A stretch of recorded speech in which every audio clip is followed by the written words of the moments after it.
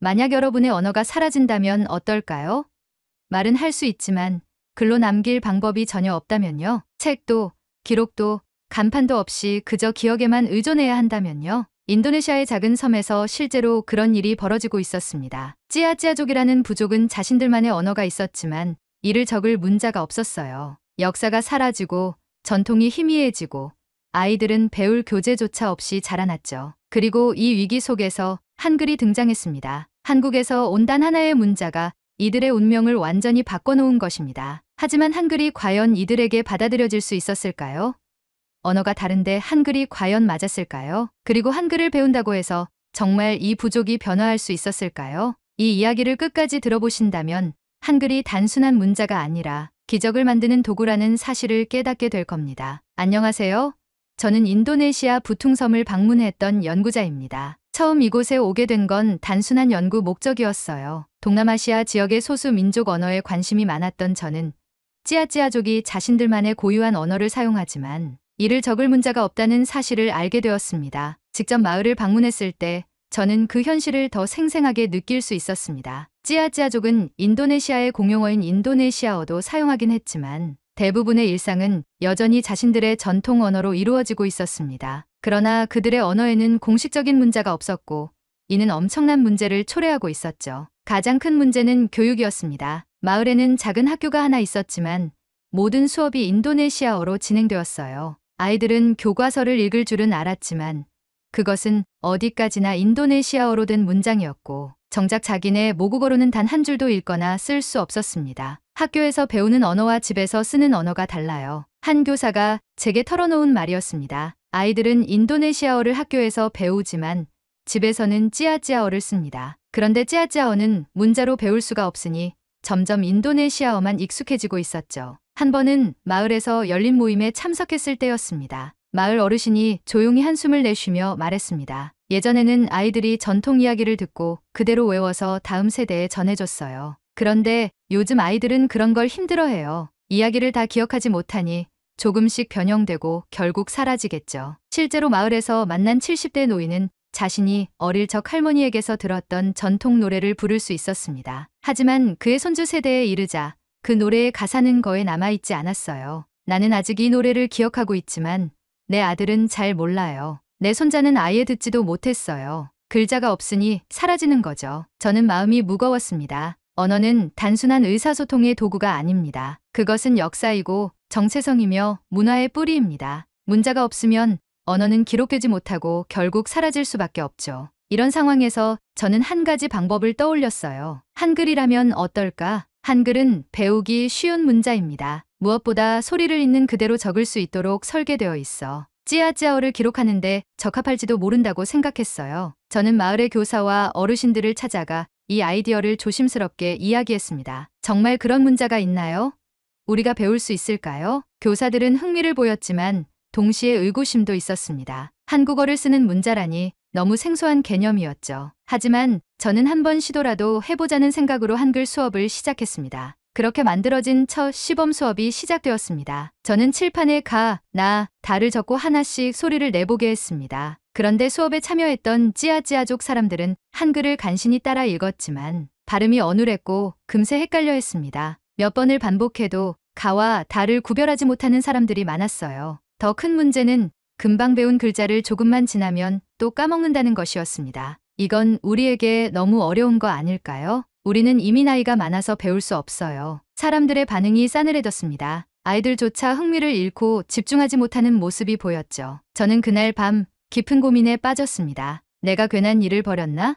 한글이 아무리 쉽다고 해도 이들에게는 너무 생소한 문자일지도 몰라. 하지만 포기할 수는 없었습니다. 저는 방식을 바꿔보기로 했습니다. 다음 날 저는 한글을 배우는 것이 얼마나 쉬운지 직접 보여주기로 했습니다. 찌아찌아어 단어를 한글로 적어보며 설명했죠. 예를 들어 무이라는 단어를 무울이라고 적었습니다. 그러자 한 소년이 눈을 반짝이며 말했습니다. 이게 우리말이에요?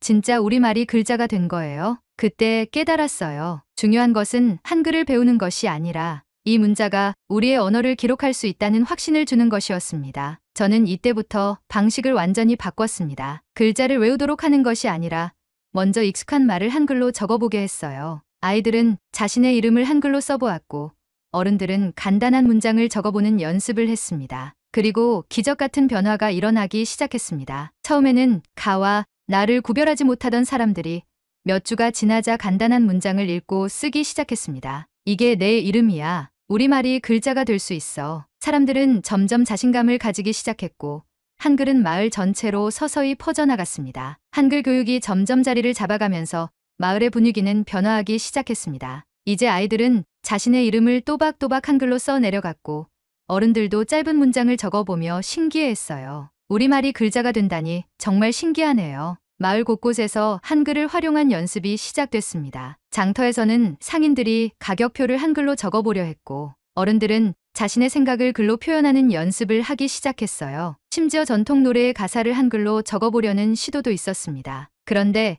한글이 확산되면서 예상치 못한 반대가 나타나기 시작했습니다. 처음에는 일부 마을 어르신들이 걱정을 표현했습니다. 우리는 오랫동안 말을 전해오며 살아왔어요. 그런데 이제 갑자기 글자로 남긴다고 하면 전통 방식이 사라지는 것 아닐까요? 이건 한국의 문자잖아요. 우리에게 맞는 문자일까요? 사실 이들의 걱정도 이해가 됐습니다. 문자 없이 살아온 삶이 수백 년이었고 갑자기 새로운 문자를 받아들인다는 것이 쉬운 일은 아니었어요. 게다가 한국의 문자라는 점이 거부감을 주는 사람들도 있었습니다. 하지만 더 큰 문제는 외부에서 오기 시작했습니다. 어느 날 마을 교사가 저를 찾아왔습니다. 그의 얼굴에는 걱정이 가득했어요. 정부 쪽에서 마을을 조사하겠다고 합니다. 인도네시아 교육당국에서 찌아찌아족이 한글을 사용한다는 사실을 알게 된 것이었어요. 외부에서는 한글을 찌아찌아족의 공식 문자로 채택하려는 것 아니냐는 오해까지 퍼지면서 이 움직임을 달가워하지 않는 시선도 있었습니다. 이 소식이 퍼지면서 마을 내부에서도 찬반 논쟁이 시작되고 있었습니다. 한글을 배우려는 사람들과 반대하는 사람들 사이의 간극도 점점 커져가고 있었죠. 물론 한글을 배우고 싶어하는 이들은 열정적이었어요. 아이들은 스스로 한글로 자신의 이름을 쓰며 친구들과 서로 비교하기도 했고 어른들 역시 장터에서 물건 가격을 한글로 적어보며 연습하기 시작했습니다. 이게 맞나요? 와, 이제 우리가 우리말로 글을 쓸 수 있네. 한 할머니는 한글로 손주에게 편지를 쓰는 법을 배우기 시작했습니다. 평생 말로만 사랑을 표현했던 그녀는 처음으로 자신의 감정을 글로 남길 수 있게 되었죠. 이제 내가 떠나도 내 이야기를 글로 남길 수 있겠구나. 그녀의 눈에는 눈물이 맺혔습니다. 그럼에도 특히 마을의 몇몇 연장자들은 이 변화를 쉽게 받아들이지 못했던 것이었습니다. 그들에게는 한글이 단순한 글자가 아니라 자신들이 알지 못하는 새로운 문화의 침입처럼 보였던 거죠. 이건 한국 문자잖아요. 우리는 인도네시아 사람인데 왜 굳이 한글을 써야 하죠? 우리 전통을 지키려면 새로운 걸 받아들이는 게 아니라 예전 방식을 고수해야 하는 거 아닙니까? 그러던 어느 날 시장에서 공개적인 논쟁이 벌어졌습니다. 한 상인이 자신의 가게에 한글로 적힌 가격표를 걸어 두었는데 이를 본 한 노인이 화를 내며 가격표를 찢어버린 겁니다. 우리는 찌아찌아족이야. 한국인이 아니라고. 그 순간 시장에 있던 한 젊은이가 조용히 말을 꺼냈습니다. 할아버지, 우리는 찌아찌아족이니까 우리말을 적을 수 있는 글자가 필요한 거예요. 한글이 한국 문자라서 배우는 게 아니라 우리말을 지킬 수 있는 방법이라서 배우는 거예요. 그 말에 시장에 있던 사람들은 조용해졌습니다. 하지만 반대파의 입장도 완전히 꺾이지는 않았습니다. 그들은 여전히 한글이 자신들의 문화와 맞지 않는다고 주장했으며 특히 정부 조사 소식에 눌려 있었습니다. 만약 정부에서 우리 마을을 문제 삼으면 어떡하죠? 괜히 한글 배웠다가 우리가 불이익을 당하면? 그렇게 마을의 분위기가 팽팽하게 갈리는 가운데 또 하나의 결정적인 사건이 벌어졌습니다. 한 소년이 학교에서 인도네시아어로 된 시험을 보던 중 갑자기 시험지를 한글로 다시 써 내려가기 시작한 것입니다. 교사가 깜짝 놀라 물었습니다. 너 왜 한글로 적었니? 소년은 천진난만하게 대답했습니다. 한글이 더 쉬워요. 그리고 이게 우리말이잖아요. 갈등이 계속되는 가운데 마침내 정부에서 직접 마을을 방문하겠다는 통보가 내려왔습니다. 사람들은 동요하기 시작했습니다. 일부 주민들은 한글 공부를 중단해야 한다고 주장했고 특히 나이 많은 어르신들은 걱정을 감추지 못했어요. 우리가 괜히 외국 문자를 배웠다가 정부에서 우리를 이상하게 보면 어쩌나. 분위기가 극단적으로 갈라지는 가운데 드디어 정부 관계자들이 마을을 방문했습니다. 조사관들은 한글이 어떻게 사용되고 있는지 직접 확인하겠다고 했습니다. 그들은 먼저 학교를 방문했습니다. 아이들에게 한글로 된 글을 읽을 수 있는지 물었고 몇몇 아이들이 또박또박 한글을 읽자 깜짝 놀랐어요. 정말로 한글을 이렇게 빠르게 배운 겁니까? 네, 선생님. 이 글자가 우리말이랑 잘 맞아요. 이 모습을 본 조사관들은 한글이 실제로 교육에 유용한지 판단하기 위해 더 깊이 조사하기로 했습니다. 그들은 시장, 가게, 마을회관 등을 둘러보면서 한글이 어디까지 퍼졌는지 확인했습니다. 한글로 된 가격표, 전통 노래 가사, 심지어 마을회의 기록까지 발견되자 조사관들은 더욱 신중한 표정을 지었습니다. 그리고 예상치 못한 순간이 찾아왔습니다. 한 조사관이 마을회관에서 한 노인을 만나 인터뷰를 진행했는데 그 노인이 갑자기 한글로 쓴 편지를 꺼내 보여준 것입니다. 이건 내가 우리 손주한테 처음으로 써본 편지요. 조사관이 그 편지를 읽어보더니 놀란 듯한 표정을 지었습니다. 한글을 배운 덕분에 처음으로 가족에게 편지를 썼다는 말씀이십니까? 노인은 천천히 고개를 끄덕였습니다. 그래요. 이게 한국 글자인 건 알지만 중요한 건 그게 아니에요. 이제야 내 말을 글로 남길 수 있게 됐다는 거죠. 이 말을 들은 조사관들은 서로를 바라보며 고민에 빠졌습니다. 그리고 마침내 그들은 마을을 떠나기 전 최종 결정을 내렸습니다. 우리는 한글 사용에 대해 공식적으로 보고할 것입니다. 하지만 이것이 단순한 외국 문자 도입이 아니라 찌아찌아족의 언어 보존을 위한 수단이라는 점도 함께 전달하겠습니다. 정부의 결정이 어떻게 내려질지는 알 수 없었지만 적어도 그들은 한글이 찌아찌아족에게 긍정적인 영향을 주고 있다는 사실을 인정한 듯 보였습니다. 정부 도사단이 마을을 떠난 후 찌아찌아족 사람들은 한동안 서로 눈치만 보며 말을 아꼈습니다. 도대체 정부에서 뭐라고 할까요? 혹시 우리가 한글을 배운다고 문제 삼지는 않겠지? 사람들은 기대와 불안이 뒤섞인 채로 하루하루를 보냈어요. 한글을 지지하는 사람들은 정부가 긍정적인 결정을 내릴 것이라 믿었어요. 한글을 배우면서 자신의 언어를 글로 적을 수 있게 된 기쁨을 직접 경험했기 때문이었죠. 우리가 배운 한글 덕분에 전통 노래 가사도 기록할 수 있었고 우리끼리 글로 대화도 할 수 있게 됐잖아요. 이게 뭐가 문제예요? 하지만 반대하는 사람들은 여전히 걱정이 컸습니다. 이건 외국 문자야. 인도네시아 정부에서 우리를 달가워하지 않을 수도 있어. 괜히 한글 배웠다가 정부에서 우리를 문제 삼으면 어떡해? 논쟁은 마을 곳곳에서 계속됐습니다. 시장에서는 상인들이 가격표를 다시 인도네시아어로 바꿀지 고민했고 학교에서는 교사들이 한글 수업을 계속 진행해야 할지 망설였습니다. 특히 가장 혼란스러웠던 사람들은 한글을 배우던 아이들이었습니다. 한 번은 한 소년이 다가와 조용히 물었습니다. 선생님, 우리 이제 한글 안 배워요? 그 말에 저는 쉽게 대답할 수가 없었습니다. 정부의 결정이 나기 전까지는 어떤 선택도 확신할 수 없었기 때문이었죠. 며칠이 지난 후 마을로 다시 한 통의 공문이 도착했습니다. 인도네시아 교육부에서 보낸 공식 발표문이었어요. 마을 사람들은 회관에 모여 숨죽이며 그 내용을 지켜보았습니다. 정부는 과연 한글 교육을 허용할까요?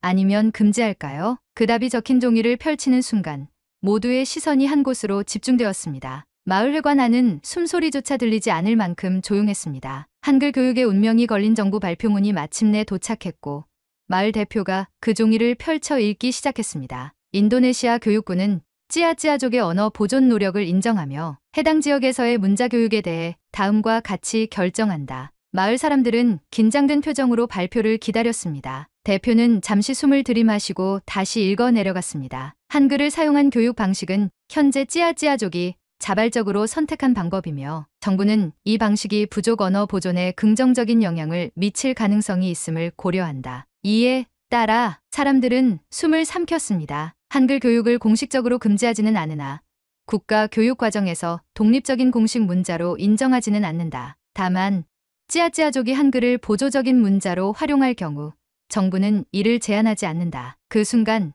회관 안은 술렁이기 시작했습니다. 그럼 계속 배울 수 있는 건가요? 금지는 아니라지만 공식 문자는 아니라는 거잖아. 사람들의 반응은 엇갈렸습니다. 한글을 배우던 사람들은 안도했습니다. 최소한 정부가 한글 사용을 막지는 않겠다는 입장을 보였기 때문이었죠. 하지만 반대하던 사람들은 여전히 찜찜해했습니다. 공식 문자가 아니라면 우리 아이들은 결국 인도네시아어로만 교육받을 수밖에 없는 거잖아. 정부가 언제 입장을 바꿀지 모른다고. 논쟁이 이어지는 가운데 한글을 배우던 학생들이 조용히 한마디를 꺼냈습니다. 우린 그냥 계속 배우면 안 돼요? 모두가 그 말을 듣고 멈칫했습니다. 한글을 배우던 마을 사람들은 이제 더 이상 정부의 허락이 필요하지 않다는 것을 깨닫기 시작했습니다. 정부가 공식 문자는 아니라고 했지만 배우는 걸 막지는 않는다고 했으니 결국 선택은 우리의 몫이라는 거였죠. 그날 이후 마을에는 새로운 변화가 찾아왔습니다. 비록 공식 문자는 아니지만 한글을 배우려는 사람들은 계속해서 배워 나가기로 결정한 것입니다. 하지만 그 과정이 순탄하지만은 않았어요.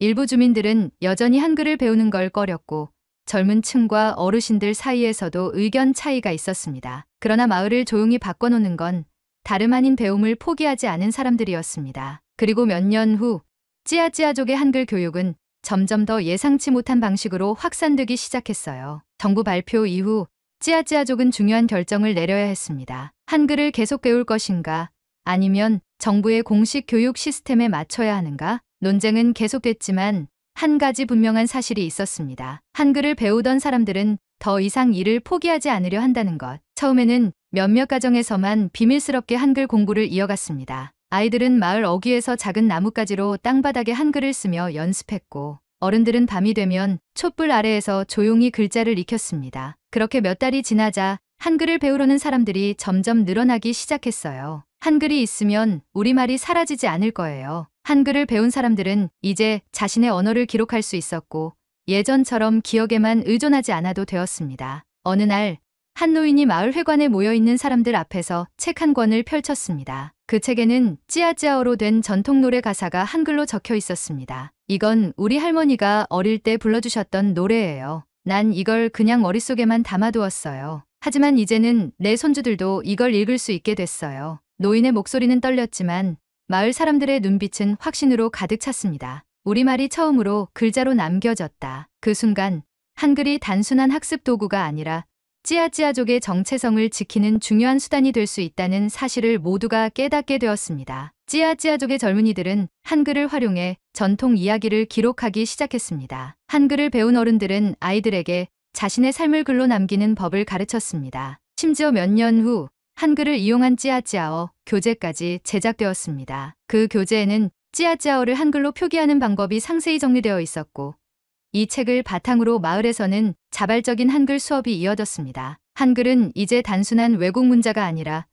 찌아찌아족의 언어와 문화를 보존하는 중요한 도구가 된 것이었습니다. 한 번은 외부에서 온 연구자들이 마을을 방문해 이렇게 물었습니다. 왜 하필 한글이었나요? 그러자 한 찌아찌아족 청년이 환하게 웃으며 대답했습니다. 우리가 선택한 게 아니라 한글이 우리에게 가장 잘 맞았어요. 그리고 이제 이건 우리의 글자가 되었어요. 한글은 한 부족의 언어를 지키고 문화를 보존하며 정체성을 강화할 수 있는 힘을 가지고 있었습니다. 찌아찌아족은 한글을 통해 자신들의 언어를 기록할 수 있게 되었고 그 결과 문화의 단절을 막을 수 있었습니다. 그리고 이들의 이야기는 한글이 단순히 한국의 문자에 그치는 것이 아니라 언어와 문화를 잇는 다리가 될 수 있음을 세상에 증명해 보였습니다. 이제 찌아찌아족의 역사는 기억 속에서 사라지지 않는다. 그들의 언어는 한글과 함께 기록되고 후손들에게 영원히 전해질 것입니다. 찌아찌아족의 한글 도입은 단순한 문자 교육이 아니었습니다. 그것은 한 부족의 언어와 문화를 지키기 위한 필사적인 노력의 과정이었고